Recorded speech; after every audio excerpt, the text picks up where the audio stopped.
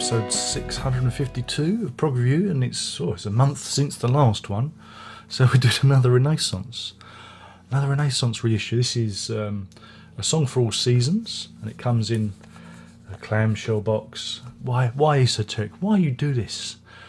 You reissue these things. Like all the others are in these nice little packages, and then you do it. Then you do the clamshell, and it don't look right on the shelf. Well, what's that all about? It's because there's goodies, there's extra goodies in this one, because this one is the one with the hit on.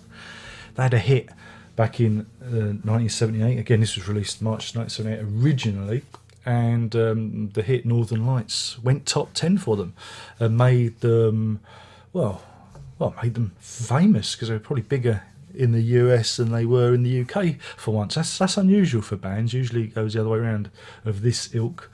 And you get a couple of versions. You actually get 3 versions of Northern Lights on here, bar the live version, because there's live material. So have a look at the box. There you go. The artwork is Hypnosis. It's one of their sleeves, and I think for 1978 that looks kind of 1980s, don't you think? Whenever I've looked at this, I always think, if that had been put out in the 80s, it looks just so far ahead of what 1978 was, or is. You know what I mean. So yeah, it always catches me. I always think it's an 80s album for some reason, because of the artwork. But of course, you get a booklet. There's a booklet in the clamshell. I'm going to show you the clamshell. Look, it opens like, you know what a clamshell does. There's a booklet. And this is packed full of words and things and pictures, so you can read all about the making of the album, which is nice. And there's also the lyrics as well, so you can sing along, which is nice. There's also a poster. Nobody cares about that. Nobody wants a bloody poster. You don't want a poster, do you? No, nobody wants a poster. And of course the 3 CDs. So you get the album and the 2 live CDs from the same concert. So that's it, really. That's what you get for your money. But for, was it $17.99, I think, is the RRP. It's remarkably good value. Yeah, I think it's good value. Yeah, it's good value.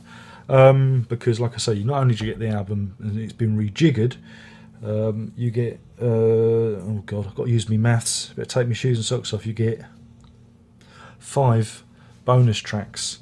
Like I say, 2 versions of Northern Lights you've not heard before, and Day of the Dreamer, Midas Man, and the Vultures Fly High.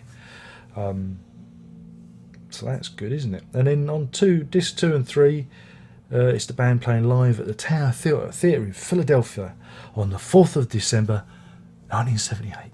So blimey, fill your boots. Well, I'm not going to beat around the bush. This scores, as a package, 4 Northern Lights out of 5. 4 Northern Lights out of 5, because the clamshell, they're not my favourite. They're not my favourite of design choices. Or if you're going to do it, they should all be clamshells, or they did it with Anthony Phillips. They did it with his reissues. They were clamshells and digipacks, and it just got complicated. That's esoteric for you. That's esoteric. But I'm being niggly. Again, this album, had I heard it? I think I had heard it, but I this time around I actually paid more attention. I've become a bit of a Renaissance fan, especially with this version with Annie Haslam, the stable version, not the version where it was all over the shop. You know what I'm saying? Those first couple of albums, I've really kind of I've become a fan. Yeah, definitely a fan.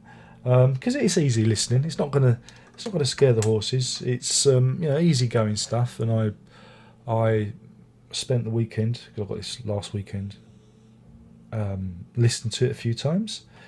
And like I say, it's well, it really, you come for Haslam's voice. That's what carries it. She has just got such a great voice. And I said to the missus, I said, I'm surprised she never worked with Mike Oldfield or someone like that, because I think her voice would have lent well to his music.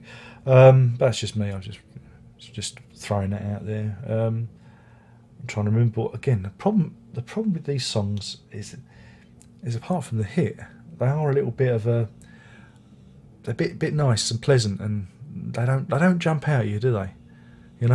You know what I'm saying. I mean, there's only one. I mean, it starts with Opening Out, which is a good start. Day of the Dreamer, again, I remember, and Closer Than Yesterday, I enjoyed. Kindness at the end, wasn't too keen. Back Home Again was good. Apparently that was a theme song to a 70s kids show called The Paper Lads. And when I heard that, again, like Northern Lights, it was like, yeah, I remember that. It was like, oh, yeah, maybe I watched it, because I was a big consumer of TV back in the day. But yes, and this is what I like about them, is there is a familiarity about the music. And again, I don't know if I've heard it. Again, I've heard a lot of stuff. I've got to that point in my life when people say to me, have you heard this or seen it? I go, it's possible. It's hard to me to deny anything these days, unless it's like, I definitely know I haven't. There's always that vague thing where I think I might have listened to that. Oh dear. Where was I? Oh yeah, She Is Love is probably the weakest track on the record. I think everyone will agree. Northern Lights is the hit. Again, you can go and see them on the YouTubes playing that on Top of the Pops. Top of the Pops of all places. Can you imagine it? And the album rounds off with Song of For All Seasons, which is it's where they are. I suppose you could say they kind of go a bit proggy, because they're more symphonic. I see these guys are more symphonic rock than like progressive and folk, folk leaning. I don't really know, again, because it's fairly easy listening. It's one for the ladies. You put this on when your girlfriend's around. It's one of those albums. I'm going to get into trouble for that. But yeah, Song of All Seasons is them stretching out a bit and being a bit more experimental. And of course, I must mention that the producer on this is David Henschel. And David Henschel, as you know, he produced Genesis, didn't he? You know, Genesis, don't you? No. Has anyone heard of Genesis? No. Okay, then just me then. But yeah, he worked with them, and there are bits on this. You hear those, those big chords, and it's not that it sounds like Genesis, but it's the same kind of sheen, same kind of production feel to it. So, if you like A Trick of the Tail, I think you might like to hear this. You might want to give this a try if you're a fan of Henschel's production. So yeah, and like I say, there's a smattering of extra tracks on it. You got to love the hit, because it's certainly well featured on this. I quite like Midas Man, that one. I remember that one, and really getting into that. I like that one. I'm surprised that wasn't on the album. And then you get the live stuff, and again, they're another band who I mean, there was live stuff on these ones, wasn't there? He says, looking. I haven't done Prologue, but I did this one the other week, didn't I? Yeah, there was 3 live tracks from 1974 on that one, and they're very easy. They're very good. They sound very good live. Very easy to listen to.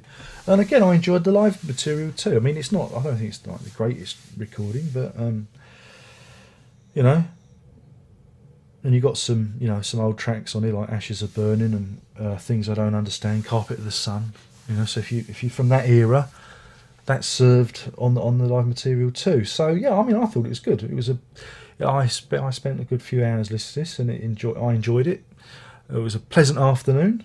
Good music, good company. Reading a book. So yeah, I enjoyed it, and I've already given it a rating.